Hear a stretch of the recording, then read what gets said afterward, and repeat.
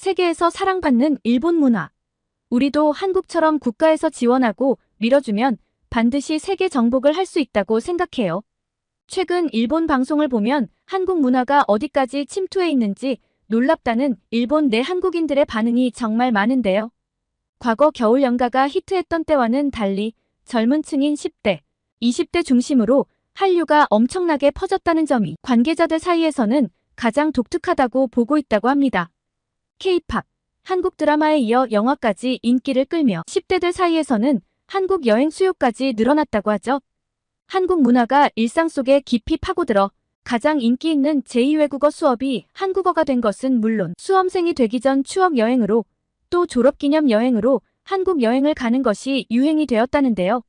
예전에는 중년 여성들 사이에서만 유행하는 조금은 특이해 보이는 사회 현상으로 바라보았다면 지금은 SNS의 인플루언서들과 10대, 20대들이 자발적으로 K-컨텐츠를 소비하고 또 이를 위해 한국어를 배우다 보니 일본에서는 K만 붙이면 돈이 된다며 한국과는 전혀 관련이 없는 일본 회사들도 패키지에 한국어를 넣어 출시할 정도라고 하니 20여 년 전과 비교하면 정말 문화적 격변이 일어났다고 해도 과언이 아니죠.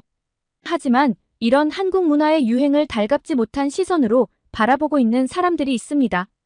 아무래도 K-컨텐츠에 밀려 힘을 쓰고 있지 못하는 일본 방송국 관계자들인데요. 오늘은 이와 관련해서 일본 방송국 PD의 사연을 소개해보려고 합니다.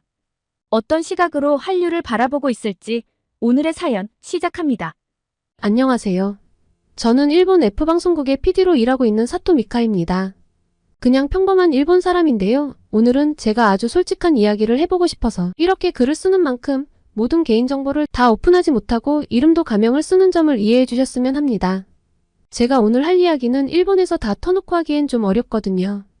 대체 무슨 이야기를 하려나 싶으실 텐데 주제는 바로 한국입니다.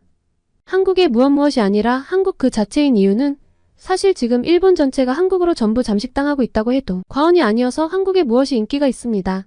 라고 이야기하기에는 솔직히 좀 무리여서입니다. 사실 일본에서 컨텐츠를 만들어내는 입장에서 이런 한국의 인기가 솔직히 달갑지는 않습니다. 왜 한국의 것은 그렇게들 좋아하는지 요새 10대, 20대들이 좀 원망스럽기도 했고요. 자국의 컨텐츠를 이렇게 외면하다니 요새 젊은 친구들이 참 이해가 가지 않아 라는 생각을 했던 것도 사실입니다. 한류는 아주 치밀하게 국가에서 지원하며 국책사업으로 지원해서 만들어낸 성과인데 일본 정부는 이런 문화 컨텐츠 사업에 신경을 쓰지 않아 자꾸 밀린다는 생각도 정말 여러 번 했죠. 솔직히 정부 원망을 많이 했어요. 정치인들이 이러니까 5만 군데서 한국에게 다 밀리는구나 싶어서 짜증이 났죠. 게다가 얄팍하게 유행에 편승해 K가 붙으면 돈이 된다는 걸 알게 된 일본 기업들이 한국 음식, 디저트들을 수입하는 것도 모자라 한국의 길거리 음식인 회오리 감자에 소떡소떡 같은 것들까지 수입해 간판에 한국어까지 떡하니 새겨놓고 팔아제끼는 건 돈 앞에 국가 자존심을 다 내다버린 꼴이다 싶어 한숨이 나왔습니다. 하지만 제 생각과는 별개로 제가 참여하는 방송에서도 한국 아이돌과 배우들을 어떻게든 섭외하려고 경쟁하고 한국 이슈도 언급을 할 수밖에 없고 자막에 한국어도 섞을 수밖에 없습니다. 아무래도 한국 아이돌이나 한국 배우가 출연하면 시청률이 달라져요. 평소 TV를 잘 보지 않던 젊은 세대들도 일부러 찾아보니까요. 그리고 일본의 아이돌이나 여배우들도 요새 한국을 좋아한다고 공개적으로 선언한 사람들이 많아져 프로그램에 나와서 한국 이야기를 하고 짤막하게나마 한국어를 쓰는 빈도가 너무나 높아졌습니다. 특히 미야자키 미호의 행보는 놀라웠죠. 몇 년 전부터 한국어를 익혀서 한국 소개를 하며 사실 내수익에게 욕도 많이 먹었는데 굴하지 않고 한국 사랑을 외치고 있으니까요. 한국 음식을 먹었다, 한국 여행을 갔다 왔다, 한국 화장품을 썼다 등등은 물론 일본의 10대와 20대 사이에서 인기인 한국어 섞어 쓰기도 많이 하거든요. 덕분에 저도 반강제로 한국어를 조금은 익혔습니다. 자막을 넣어야 하니까요 진짜. 정말? 좋아해, 사랑해, 안녕하세요 정도의 말은 이제 익숙하죠. 가끔은 방송국으로 한국어 폰트가 예쁘지 않다 등의 항의가 오기도 합니다. 어이가 없었죠. 툭하면 한국 소식을 전하고 한국 연예인들의 이야기를 전하며 일본 방송인지 한국 방송인지 도대체가 구분이 가지 않는 상황인데 이게 과연 바람직한 일인가 하는 생각으로 늘 투덜투덜하며 일을 하고 있습니다. 이런 상황에서 저는 일본 문화의 미래에 대해 깊은 고민에 빠졌습니다. 우리의 전통과 정체성을 지키면서도 어떻게 세계적인 트렌드에 발맞춰 나갈 수 있을지 그리고 일본 콘텐츠의 경쟁력을 어떻게 높일 수 있을지에 대해 끊임없이 생각하고 있었는데요. 최근 제게 엄청난 생각의 변화를 가져다 준 일이 있었습니다. 마치 누군가가 제 뒤통수를 세게 치고 간 느낌이었는데요. 한편으로는 크게 배우기도 한 일이었습니다. 얼마 전 제 선배가 담당인 프로에 정말 유명한 일본의 배우가 출연했거든요. 혹시 카쿠 켄토라고 아시나요? 얼마 전 넷플릭스에서 오리지널 일본 드라마로 꽤 인기를 끈 닌자의 집이라는 드라마가 있었는데요. 그 드라마의 극본과 주연을 담당한 배우입니다. 넷플릭스 비영어권 주간 순위에서 한 번이긴 하지만 1위를 차지한 적이 있고 뒤로 갈수록 점점 떨어지긴 했지만 전체 순위에서도 최고 5위까지 갔던 터라 일본 방송 관계자들 사이에서도 꽤 화제였는데요.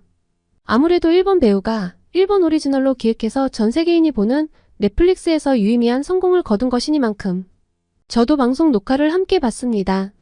일본 문화를 전 세계인에게 알리는 법을 배워서 저도 그런 프로그램을 만드는 것이 꿈이니만큼 지금 카쿠 켄토상의 성공은 제게 그 무엇보다 동기부여가 되는 일이었으니까요. 엄청나게 설레는 일이었죠. 이날 카쿠 켄토상과 함께 그의 절친한 동료 스즈키 료에이라는 배우 역시도 게스트로 참여했는데요. 일본 아카데미에서 나무조연상, 주연상을 차례로 수상한 실력파 배우인 만큼 이런 실력 있는 배우들의 시선도 궁금했고요. 스즈키상이 카쿠상의 성과를 칭찬하며 일본 배우들이 점점 세계에 뒤처지고 있다는 위기감을 느끼고 있다고 하더군요.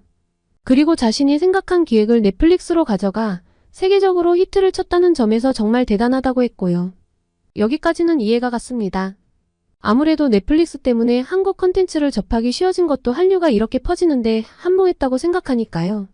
일본 컨텐츠는 그에 비해 많이 제작이 되지도 않았고 일본 드라마나 영화가 세계로 나갈 수 있도록 정부 지원도 전무했으니 배우들 입장에서도 세계에 뒤처지고 있다는 생각을 충분히 할 수 있겠다 싶었습니다. 그런데 이에 이어 일본에서는 국내에서만 먹힐 내수용 작품만 만들고 있었다며 한국에 20년 정도 뒤처져 있다고 하는 것이 아니겠어요? 한때 일본이 아시아의 문화를 선도했던 적도 있는데 잠깐 한국 문화가 인기를 끈다고 해도 그렇지 어떻게 우리가 20년이나 뒤처져 있다는 말을 하지? 일본을 대표하는 세계적인 배우의 발언이라는 것이 믿을 수 없었습니다. 저는 엄청난 충격에 휩싸였죠.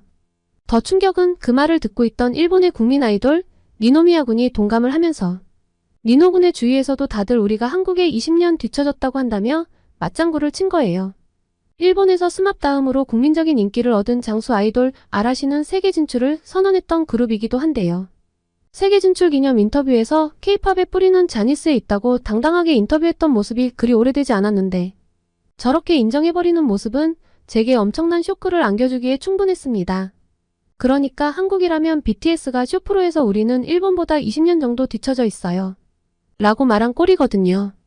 이날 방송은 한국은 20년 전부터 준비한 성과가 이제서야 빛을 발하는 거라며 우리가 노력해서 이러한 차이를 되돌려야 한다. 더 노력해야 한다는 건설적인 이야기로 끝났지만 제 머릿속에는 폭풍우가 몰아치는 느낌이었습니다. 저렇게 일본에서 첫손에 꼽히는 아이돌과 배우들이 모두 한마디로 인정을 해버린 것만 해도 심장이 툭 떨어지는 느낌이었는데 세계 진출의 선봉에 서야 하는 사람들이 20년이나 뒤처졌다며 구체적으로 이야기를 해버리니 한국이 너무나 멀게 느껴졌죠. 일본 문화는 어째서 세계인에게 사랑받지 못하지? 일본 문화가 왜 이렇게 뒤처졌을까? 한국처럼 국가 지원 없이도 일본 콘텐츠를 알릴 수 있는 방법은 정말 없는 걸까? 저는 이날의 충격에서 헤어나오지 못하고 한동안 우울하기도 하고 자존심도 상했습니다.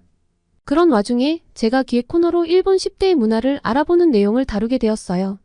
어떤 주제를 다뤄야 할까 고민을 하다가 중학생 조카를 만났는데 이제는 한국어와 일본어를 결합해서 새로운 말을 만드는 게 친구들 사이에서 유행이라는 겁니다. 한국어를 배우는 것까지야 뭐 제2외국어니까 그렇다 치는데 둘을 합쳐서 신조어를 만든다니? 그게 뭐냐고 물어보니까 좀 황당하던데요. 한국어 진짜와 일본어로 맛있다는 뜻의 우마이를 합쳐서 진짜 우마이라고 말하거나 한국어 맵다와 일본어로 조금이라는 뜻의 조토를 합쳐서 조토 맵다라고 말한다는 거예요. 아, 맵다는 완벽히 발음할 수가 없으니 맵프타로 발음할 수밖에 없지만요. 어린애들은 참 의미 없고 이상한 일들을 재밌다고 하네 하고 넘어갔는데 어느 날 라멘 가게 앞을 지나치다가 제 두 눈을 의심했습니다.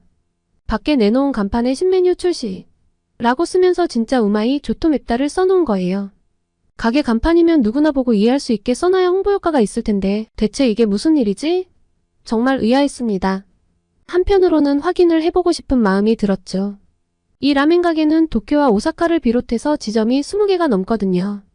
이 정도 규모의 가게라면 홍보를 아무렇게나 하지 않을 텐데 이렇게 한국어를 굳이 섞은 멘트를 홍보 문구로 가져다 쓴 이유가 궁금했죠. 촬영 핑계로 전화를 해봤는데요. 라멘 가게의 홍보 담당자 말이 제 말문을 막히게 했습니다.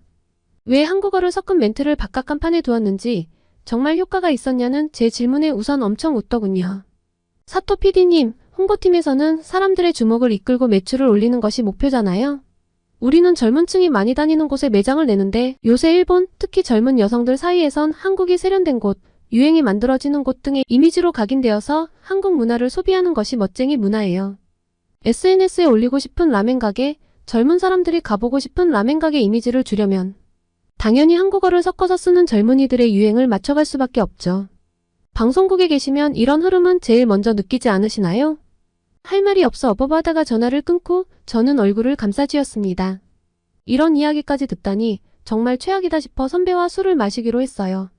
제가 방송국 안에서 가장 의지하는 선배라 이런 복잡한 속내를 편하게 털어놓을 수 있는 유일한 사람이기도 하죠. 고민이 있다는 제 말에 한달음에 달려온 선배에게 솔직하게 제 이야기를 했더니 첫마디는 받아들이고 배울 건 배워야 한다고 외면해서 될 일이 아니라고 냉정하게 잘라 이야기하더군요. 미카, 우리 와이프가 임신한 건 알지? 요새 한국 드라마만 주야장천 보고 있어. 자막 없이 보고 싶다고 노래를 부르더니 얼마 전부터 한국어 공부도 시작하더라. 취미 겸 태교로 한국어 공부를 삼았는데 너무 재밌어해. 웃긴 건 뭔지 알아? 우리 와이프가 가는 임산부 요가 클래스 사람들이 모두 한국 드라마 보며 태교한다. 스쳐 지나가는 흐름이라기에는 너무 퍼졌고 너무 깊숙하게 들어왔어. 그럼 좋은 걸 벤치마킹해서 우리의 장점을 결합할 생각을 해야지. 왜 한국의 것들이 인기가 있지? 왜 일본 사람들이 일본 것을 좋아하지 않는 거야? 라고 말할 시간에 한국의 것들이 세계에서 왜 인기를 얻는지 분석해보는 것이 우선 아닐까. 나도 솔직히 넷플릭스에서 매번 한국 드라마가 1위를 차지하는 걸 보면 질투가 나는데 그래도 인정하고 배우는 게 역시 좋은 자세라고 생각해. 부끄러움이 물밀듯이 밀려오더군요. 제가 너무 꽉 막힌 사람이었구나 하는 생각도 들었고요. 아니, 사실은 다 알고 있었는데 애써 외면한 것이 맞겠죠. 일본은 2000년대 초반과 비슷한 포맷, 비슷한 느낌의 프로그램과 드라마를 만들면서 우리는 원래 이런 걸 좋아해 갇혀 변화를 거의 주지 않았으니까요. 선배의 말을 들으며 전통도 좋지만 이렇게 세계화 시대에 너무 전통만 고수하는 것은 좋지 않은 시기라고 인정할 수밖에 없었습니다. 그리고 일본 사람들이 실력도 더 키워야 하는 것이 맞고요. 사실 한국 연예인들은 날이 가면 갈수록 외모도 실력도 좋아져 세계 기준에 부합하는 수준으로 올라와 일본 배우들이 한국에 대한 호감 여부와는 별개로 한국 배우들은 연기를 정말 잘해서 감정 표현 등을 보며 공부를 하면 도움이 많이 된다. 라고 종종 말을 하고 다닙니다. 컨텐츠 역시 한국 쪽이 다양성과 참신함을 가지고 접근하는 것들이 많았죠. 사실 넷플릭스에서 보다 보면 어떻게 이런 생각을 했지? 누가 이런 생각을 했을까? 라는 생각이 절로 드는 경우가 꽤 있었거든요. 국가에서 아무리 지원을 한다고 해도 기획하는 인력의 능력은 인정할 수밖에 없죠. 확실히 일본보다는 전반적으로 새롭고 세련된 느낌입니다. 그건 좀 분하지만 인정해요. 선배가 이어서 이야기하더라고요. 최근에 데이트한 아이러브유 있지? 그거 TBS 드라마 제작팀에서 기획했는데 기획팀에 한국인 프로듀서가 있었대. 내가 드라마 만드는 사람인데도 보다가 어떻게 그런 생각을 했지 싶어 참 아이디어 좋네 라는 생각을 여러 번 했거든. 궁금해서 알아보니까 그 한국인 프로듀서 아이디어대로 기획을 했더라고. 국제 연애를 소재로 가지고 온 것도 캐릭터 관계성도 모두 그 한국인 프로듀서가 잡았더라고. 에? 그럼 설마 그 드라마에서 남자 주인공이 한국어로 혼잣말을 하는 건 자막이 안 나오게 한 것도 그 한국인 프로듀서의 기획인가요? 맞아. 그게 시청자에게는 궁금증을 유발시키면서 시청자가 완전 여자 주인공 입장에 푹 빠지게 만들었잖아. 게다가 TV와 넷플릭스 시청률 모두 잡은 정말 기발한 생각이었어. 본방송에서는 남자 주인공의 생각을 알아들을 수 없지만 가장 먼저 공개되는 회차니까 본방도 챙겨봐야 하고 나중에 공개되는 넷플릭스에서는 일본어 자막이 달려있으니 넷플릭스도 봐야 하고 양쪽을 다 잡은 거지. 지금 일본에 부는 한국어 공부의 광풍에는 나는 이 드라마 영향도 있는 것 같아. 결국 일본에서 나온 일본 드라마지만 데이트의 뒤에는 한국인이 있었다는 결론이었습니다. 선배도 저같이 왜 대중들이 자꾸 한국 것만 팔아주는 거야? 라며 불평도 해보고 불만도 가져봤지만 그래봤자 발전할 수는 없었다며 한국은 견제하거나 질투심에 외면할 대상이 아니라고 생각을 정리했더군요. 그리고 제게 어학 앱을 한번 알아보라고 했습니다. 한국을 배우고 분석할 필요가 있다는 건 인정하지만 굳이 한국어까지는 본격적으로 배우고 싶지 않아요. 라고 했는데 그게 아니라며 한 기사를 보여주더라고요. 어학 앱을 운영하는 듀오링고가 일본어를 모국어로 하는 이용자를 대상으로 조사한 결과였는데요. 한국어가 영어에 이어 가장 학습자가 많은 것으로 나타나 있더군요. 중국어, 프랑스어, 독일어 등도 있긴 있는데 굉장히 수치가 미미했고요. 위기감이 가득 몰려왔습니다. 언어를 배운다면 한국 문화를 더 다이렉트로 접하게 될 테고 결국 일본 문화를 최우선으로 소비할 일본 사람들이 떠나가는 것이니까요. 국내에서도 인기를 끌지 못하는데 일본 문화가 세계에서 인기를 얻는 것은 어려울 테니 정말 정신을 바짝 차려야 할 때라는 생각이 들었죠. 집으로 돌아오는 길에 동네에 새로 생긴 한국식 닭강 정집 앞에 길게 늘어선 일본인들을 보다가 저도 그 줄에 합류했습니다. 한국식 치킨을 이제 꽤나 쉽게 발견할 수 있는 일본이지만 예전에 제 후배가 한국 치킨이 별로 맛이 없다며 역시 치킨은 KFC 치킨이 최고인데 왜 한국 치킨을 사 먹는지 모르겠다는 말을 한 걸 듣고 이후로 한 번도 먹어본 적이 없었거든요. 일본 사람들에게 있어서 치킨은 역시 KFC니까요. 빨갛고 윤기가 자르르 흐르는 닭강정을 받아드니 달콤하면서도 매콤한 향이 코를 자극했는데요. 한국인 사장님이 직접 튀겨준다며 아르바이트생이 강조를 하며 제게 안겨준 닭강정 포장지에는 한국 본토의 맛, 일본 상륙이라고 되어 있더군요. 한국 드라마에서 나오던 대로 치맥을 해봤는데요. 왜 그 후배가 한국 치킨이 맛이 없다고 말했는지 이해가 안 갈 정도로 맛이 있었습니다. 그 후배도 아마 한국에 대한 질투심 때문에 제대로 바라보지 못했던 것 아닐까요? 이 경험을 통해 저는 많은 것을 깨달았습니다. 우리가 얼마나 편견에 사로잡혀 있었는지 그리고 그 편견 때문에 얼마나 많은 기회를 놓치고 있었는지 말이죠. 한국 문화의 인기가 일시적인 현상이 아니라 그들의 노력과 창의성의 결과라는 것을 인정해야 할 때가 온 것 같았습니다. 그리고 이 경험을 바탕으로 저는 한국의 성공 사례를 분석하고 그들의 장점을 배우되 우리만의 독특한 문화와 정체성을 잃지 않는 방법을 찾아보려고 해요. 일본 문화의 강점을 재발견하고 그것을 현대적으로 재해석하는 작업을 하기로 했습니다. 먼저 저는 한국 드라마와 예능 프로그램을 더 자세히 연구해보기로 했어요. 그들의 스토리텔링 방식, 캐릭터 구축, 연출 기법 등을 꼼꼼히 살펴보면서 우리가 배울 점을 찾아내려고 합니다. 동시에 일본의 전통 문화 중에서 세계인들의 관심을 끌만한 요소들을 발굴하고 이를 현대적으로 재해석하는 작업도 병행하려고 해요. 또한 젊은 세대들의 취향과 관심사를 더 깊이 이해하기 위해 현장 조사도 계획하고 있습니다. SNS나 유튜브 같은 플랫폼에서 그들이 어떤 콘텐츠를 소비하는지, 어떤 스타일의 영상을 선호하는지 등을 면밀히 관찰도 할 거고요. 이 과정에서 한국어 공부도 시작하기로 했습니다. 언어를 배우면 그 나라의 문화를 더 깊이 이해할 수 있다고 하더라고요. 처음에는 거부감이 들었지만 이제는 이것도 하나의 도전이자 기회라고 생각합니다. 그리고 이 여정이 쉽지만은 않겠지만 이것이 일본 문화 산업의 새로운 도약을 위한 필수적인 과정이라고 믿고 새로운 목표를 세웠어요. 우리의 전통을 지키면서도 세계인의 마음을 사로잡을 수 있는 새로운 콘텐츠를 만들어내는 것, 그것이 제 새로운 목표가 되었죠. 그리고 한국의 드라마와 예능 프로그램을 연구하면서 그들의 성공 비결을 조금씩 이해하기 시작했습니다. 먼저 한국 콘텐츠의 가장 큰 강점은 보편적인 감성을 자극하면서도 독특한 문화적 요소를 잘 녹여내는 능력이라는 걸 깨달았어요. 사랑, 가족, 우정 같은 보편적인 주제를 다루면서도 한국만의 특색 있는 문화를 자연스럽게 보여주는 거죠. 이를 통해 세계 각국의 시청자들이 공감하면서도 새로운 문화를 접하는 재미를 느낄 수 있는 것 같아요. 두 번째로 한국 콘텐츠의 제작 시스템이 매우 효율적이라는 점을 알게 되었습니다. 그들은 빠른 의사결정과 유연한 제작 과정을 통해 트렌드에 민감하게 대응하고 있었어요. 이는 우리 일본의 전통적이고 보수적인 제작 방식과는 큰 차이가 있었죠. 이런 발견들을 바탕으로 저는 우리 방송국에 새로운 프로젝트를 제안했습니다. 일본의 전통 문화를 현대적으로 재해석한 웹드라마 시리즈였어요. 처음에는 많은 반대와 우려의 목소리가 있었지만 끈질긴 설득 끝에 마침내 승인을 받아냈습니다. 프로젝트를 진행하면서 가장 어려웠던 점은 기존의 관행을 깨는 것이었어요. 수직적인 의사결정 구조, 리스크를 회피하려는 태도, 젊은 세대의 의견을 무시하는 분위기 등을 바꾸는 게 쉽지 않았습니다. 하지만 조금씩 변화가 일어나기 시작했어요. 특히 SNS를 활용한 마케팅 전략이 큰 효과를 발휘했습니다. 제작 과정을 공개하고 출연진들의 일상을 보여주는 등 시청자들과 적극적으로 소통하니 반응이 뜨거웠어요. 이전에는 상상도 못했던 방식이었지만 이제는 없어서는 안 될 중요한 요소가 되었죠. 한국어 공부도 큰 도움이 되었습니다. 언어를 배우면서 자연스럽게 한국 문화에 대한 이해도 깊어졌고 이는 프로그램 기획에도 긍정적인 영향을 미쳤어요. 또한 한국 제작진들과의 협업 가능성도 열리게 되었죠. 물론 모든 게 순조롭지만은 않았습니다. 여전히 왜 우리가 한국을 따라해야 하느냐는 비판의 목소리도 있었고, 때로는 제 스스로도 정체성의 혼란을 겪기도 했어요. 하지만 이런 과정들이 모두 성장의 밑거름이 되었다고 생각합니다. 드디어 우리의 새로운 웹드라마가 곧 첫 선을 보이게 됩니다. 전통 일본 복식을 현대적으로 재해석한 패션을 소재로 한 청춘 로맨스 드라마예요. 아직 공개되지 않았지만 내부 시사회에서의 반응이 정말 좋았습니다. 특히 젊은 스태프들의 호평이 이어졌어요. 이런 드라마라면 우리도 자신 있게 해외 시청자들에게 보여줄 수 있을 것 같아요. 드디어 우리도 세계적인 트렌드에 맞는 콘텐츠를 만들어냈네요. 등의 격려의 말을 들으니 정말 뿌듯했습니다.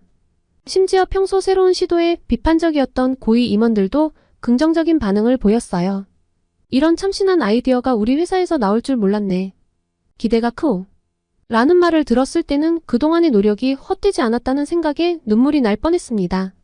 물론 아직 실제 시청자들의 반응을 보지 못했기 때문에 긴장되는 것도 사실이에요. 하지만 저희 팀 모두가 자신감에 차 있습니다. 우리만의 독특한 매력을 살리면서도 글로벌 시청자들의 취향을 고려한 이 작품이 좋은 반응을 얻을 거라 확신해요. 이 프로젝트를 통해 우리는 단순히 인기 있는 콘텐츠를 만드는 것을 넘어 일본 문화의 새로운 모습을 세계에 선보일 수 있기를 희망합니다. 전통과 현대, 동양과 서양을 아우르는 새로운 문화적 융합을 이뤄낼 수 있다고 믿기 때문이에요. 지난 몇 개월간의 여정을 돌아보면 정말 많은 것이 변했습니다. 처음에는 한국 문화의 인기에 대해 부정적이고 방어적이었던 제 모습이 부끄럽기도 해요.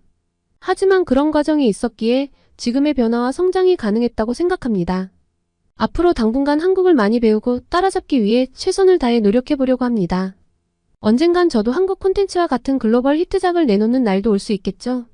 한국의 창의적이고 멋진 인재들과 동등하게 겨뤄서 세계에서 승부를 꼭 보고 싶네요. 언젠가는 일본의 콘텐츠로 전 세계인의 마음을 사로잡는 날이 올 거라고 믿어요. 그날을 향해 오늘도 열심히 노력하겠습니다. 오늘은 일본의 문화가 한국에 20년 정도 뒤처져 있다는 말에 충격을 받고 좌절하다가 선배의 조언으로 한국을 새롭게 바라보고 한국을 좀 더 배워보기로 결심한 일본 PD의 사연이었습니다. 오늘의 사연이 마음에 드셨다면 구독과 좋아요를 눌러주세요. 여러분의 구독과 좋아요는 계속해서 좋은 사연을 소개할 수 있는 힘이 됩니다. 이상 감동저장소였습니다.